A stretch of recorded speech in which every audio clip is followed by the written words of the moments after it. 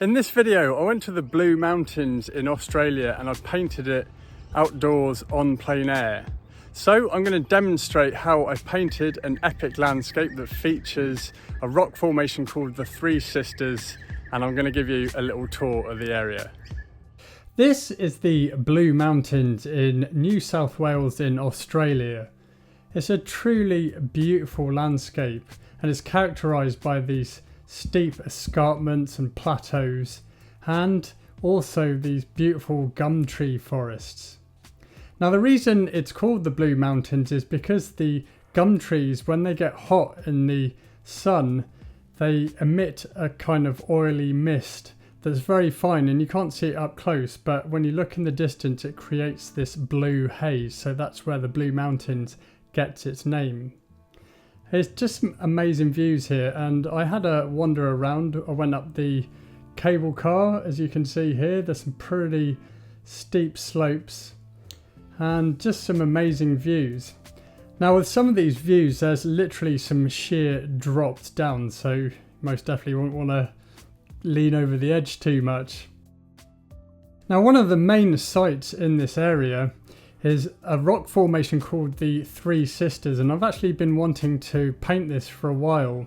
I did visit this site a few years ago and I didn't bring my digital SLR camera because I wanted to save on space, and in hindsight that was a silly thing to do, so I only got photos from my then iPhone, of which the photo quality wasn't that great, so they weren't really that good enough to use to make paintings from. So I've wanted to visit this place again, and this time I've got my digital SLR camera, but I also wanted to paint this area from life on plein air, so that's what I did. Luckily it was a beautiful sunny day, so I grabbed all my painting gear and headed to the viewing platform to paint the Three Sisters.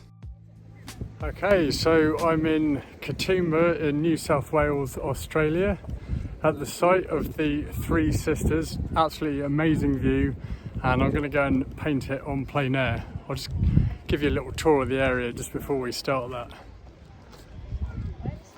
So as you can see, it's tourist central here, so hopefully I'm not going to be too overcrowded when I paint, but I just scoped this out earlier so I can have a look down there. Probably that viewing platform there, I think I'm going to paint from there. You can see the Three Sisters behind it, so we'll just have a look.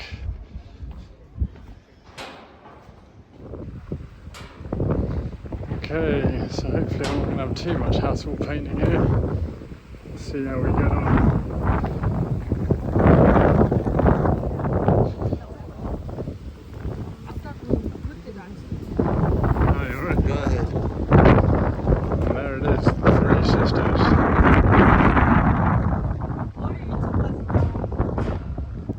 Okay, so I'm here at the Blue Mountains. I've got my easel all set up.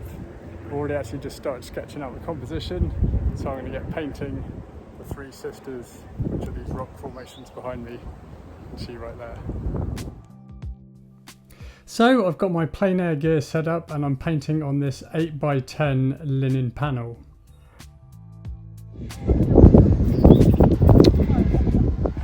Alright, sketching out the composition.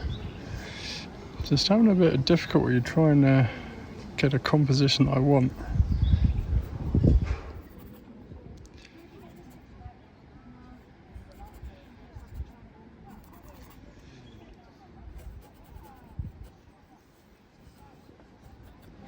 Right, now the first thing I'm doing is painting the shadows in the Three Sisters because the light is rapidly moving and it's all going to be in sun in a sec, so I want to get the shadows in, and then it doesn't matter if the light changes. And I've used a mix of ultramarine blue with some burnt sienna, a dash of alizarin crimson and some titanium white. Now it was really windy here yesterday and I'm hoping it doesn't pick up too much that my easel blows away. The wind was a real problem yesterday, I couldn't paint.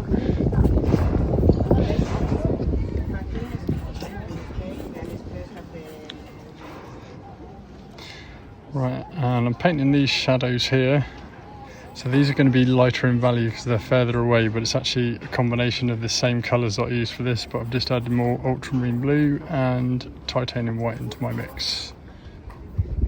Hey, alright, I'm filming a YouTube video. Are you? Yeah. That's awesome. Looks amazing. Thanks, I've only just started it. Yeah, it looks good. How long is it going to take? I'm hoping I'll have it done in a couple of hours. I'll just use this for like a studying or do a studio painting of it or something. Well done. I wanted to paint this last time I was here, but it was years ago that I came here. Now when I'm painting outdoors on plein air, I want to paint quickly just because the weather conditions and the light is always changing. The first thing I do is I always paint my dark values and shadows first, as this allows me to create a tonal dynamic in the painting I can work from, making it much easier to paint the areas that are in light and create atmospheric depth. This means that these distant plateaus will look like they're in the distance. And now just going to start painting the cloud highlights. That's a mix of titanium white and a dash of burnt sienna.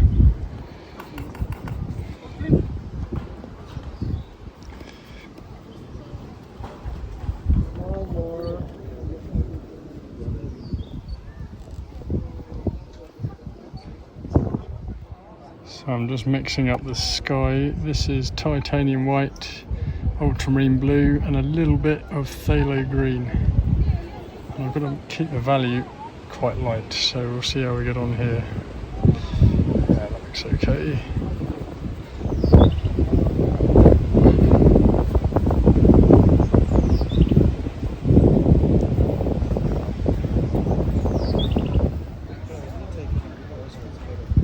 I'm fighting the sunlight at the moment because it's right above me and I prefer to paint in shadow. And I think I'm going to end up with the sun on my canvas, which is annoying, but never mind. Three sisters over there. Back to painting.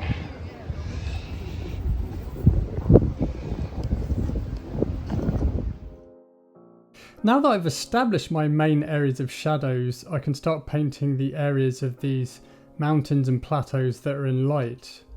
Now the important thing to remember is, in order to make them look like they're receding into the distance, we need to really desaturate our colours, so that means that the colours have a low intensity. Otherwise they would come forward in the painting. So I'm using low chroma colour mixes for those distant mountains, mainly a mix of ultramarine blue, burnt sienna, titanium white and a dash of alizarin crimson. And as I've used this elsewhere in the painting, it's going to help to create colour harmony within the painting and make it more cohesive. I'm painting these gum tree forests that are in the midground here, and they're quite far away, but they're also quite low chroma as well, or saturation, so the colour is not intense at all.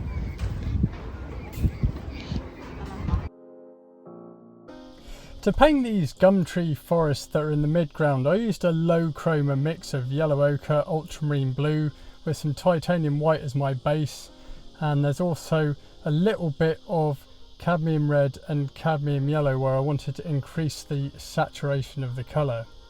Now moving on to the vegetation that's in the foreground that's growing on the Three Sisters, I created a mix of ultramarine blue with cadmium yellow, there's also a little bit of yellow ochre in there, and cadmium red, also titanium white. I've noticed that the colours of gum trees and just vegetation in Australia in general is quite different compared to, say, somewhere in Europe or North America, or even in New Zealand, where there's been a lot of European trees introduced into the country. So in Australia there's a lot more reds and yellows I've noticed in the foliage, and a lot more olive colours. So that's what I'm doing here. There's gum trees growing on the side of the cliffs and just below the Three Sisters. It's really important that my colours aren't overly saturated, and if they are, I can knock back the green by using a colour opposite. In this case I've used cadmium red, red is opposite to green on the colour wheel, so that'll knock it back. And actually using that same mixture that I already created, I was able to then increase the saturation of the colour, but also alter it, adding more red in there by mixing in more cadmium red. There's quite a few reds in the gum trees there. Also some cadmium yellow, so it's creating some more reddish orangey tones, and that's going to also mix in nicely with the greens. And actually for the vegetation that's growing on the sides of the cliffs, I was mixing up a bunch of colours just off my base greens that I'd already made. So adding more things in like cadmium red, bit of alizarin crimson, some titanium white. I could even mix in some yellow ochre and burnt sienna as well. Making sure that I'm not mixing in those colours thoroughly, so I was mixing them in different areas because I don't want to end up creating a muddy colour. I want those colours still to look relatively clean. I've also kept my colour palette pretty simple as well, and I'm just able to adjust those colour mixes. Now I'm still using quite thick brushes here. I'm using a number 5 flat brush, and these brushes are made by Rosemary & Co, and if you want to get some Rosemary & Co brushes, I'll put a link in the description box below. Also, the oil paints I am using are made by a company called Blue Ridge Oils, and again, if you want to get some of those, I'll put a link in the description box below. Now at this stage of the painting, the sun had completely moved and the areas of the three sisters that are in shadow were now in full sunlight, but I needed to restate some of these dark values, so that's what I did there. And then here with the trees, I'm just painting in some of the occlusion shadows that are within the forest, and that's going to help emphasize the trees more.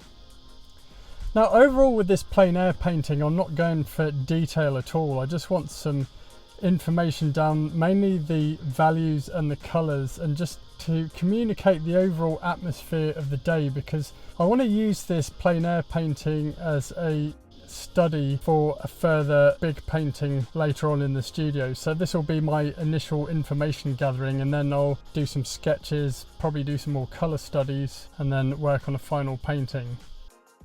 At this point I was adding more details to the rock formations, and even using smaller brushes such as a number 3 flat brush to paint some of these illuminated sides of these rocks. Now I'll just quickly talk about the gear that I'm using for my plein air painting.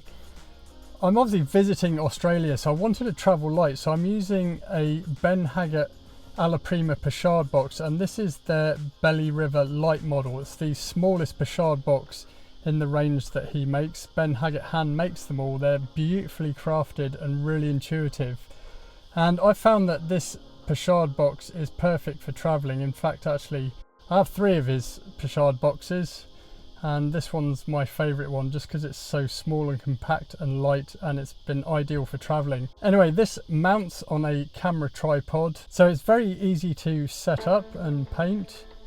It's got a little storage compartment in the lid where you can store a couple of 6x8 paintings, which is a good size for just doing quick plein air paintings, especially if you're traveling. Now this one is an 8x10, so this also accommodates an 8x10. Now at this point I was starting to add a bit more detail, and the Liquid Original, which was the medium I was using to thin the paint, because it dries quickly, it was actually already forming a bit of a tack here already, so I was able to layer some fresh paint over the existing layers that I've already put down. And I was starting to think about that I was wanting to get the painting finished now at this point. I think I'd probably been painting for about an hour and a half by this point, so starting to paint things like reflected light in the sides of the 3 sisters here. Most of the colours I've been using for these rocks have mostly been around ultramarine blue, burnt sienna, titanium white and alizarin crimson, but then I've also added in yellow ochre in some areas because there's some sandy coloured rocks there, and also I've used that colour a little bit in the reflected light that's in the shadow areas of these rock formations. I'm using a number 3 flat brush here to build up some more of these rock formations, especially the areas of the rocks that are illuminated in the full sunlight. And then after that I added some more colour to the gum trees that are growing on the left side of the painting, and I've used my same green mix that I was using before. So if you remember, this is mainly a mix of cadmium yellow, ultramarine blue and some cadmium red light, and then I've mixed in titanium white to adjust the value. I can even mix in a little bit of phthalo green, which is going to increase the saturation, and I've in general mixed in a few different colours here to get a few different tones. There's certainly some reds in there as well. Now, whilst I'm adding the last details to this painting here, let me introduce you to the sponsor of this video, Skillshare. Now, I just recently reactivated my Etsy store. Etsy's an online marketplace where artists and creatives can sell their works online. And a lot has changed since I first opened my store many years ago. And this is where Skillshare is really helpful. Skillshare is an online learning community with thousands of inspiring classes for anyone who loves learning and wants to explore their creativity and learn new skills. Invest in yourself and your personal growth. I've been watching a course by a person called Tiffany Emery, who's a professional Etsy seller, and she walks you through the whole process of setting up an Etsy store. She explains about the Etsy marketplace, why you should set up a store, how to create your brand, how to photograph your items. And then the cool thing is, at the end of this course, Tiffany walks you through setting up a real life listing on Etsy. It was a really useful course. Now, if you're a creative like me, you'll find the courses on Skillshare really inspiring. There's loads of courses on art, especially watercolours. There's photography courses, courses for musicians, social media, marketing, all sorts. Or if there's a specific skill that you're trying to learn, then Skillshare is the place to start. You can find courses to match your goals and interests. So if you would like to become a member of Skillshare, the first 1,000 people to use my link will get a 1-month free trial, and I've put the link in the description box below. Thank you to Skillshare for sponsoring this video. At this point in the painting, I could see the finishing line, and one of the last things I did was to paint the suggestion of main stems and branches in these gum trees. Many of these gum trees have kind of lighter coloured stems, tree trunks and branches. Depends on the species, of course, but you do get a lot of sandy coloured tree trunks and stems that are really unique to gum trees. I finished up the painting just by tidying up a few areas and just emphasising some more of the shadows in the distance, but that was it. The painting was complete. Now, if you'd like to learn more about painting landscapes, then you've definitely got to subscribe to my Patreon channel. It's just $5 a month. There's loads of full-length painting tutorial videos, reference photos and lesson notes and more, and I've put the link in the description box below.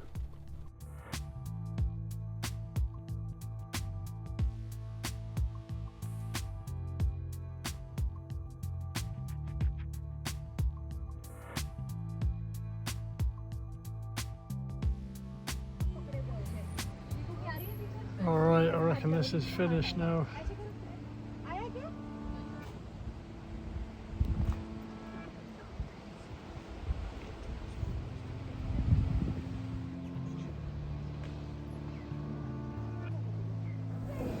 Right, so that's my painting finished. Got a bit windy and a bit chilly. It's pretty cold here in Katoomba, considering it's November, but yeah, it's been a real fun afternoon painting this, so hope you enjoyed it.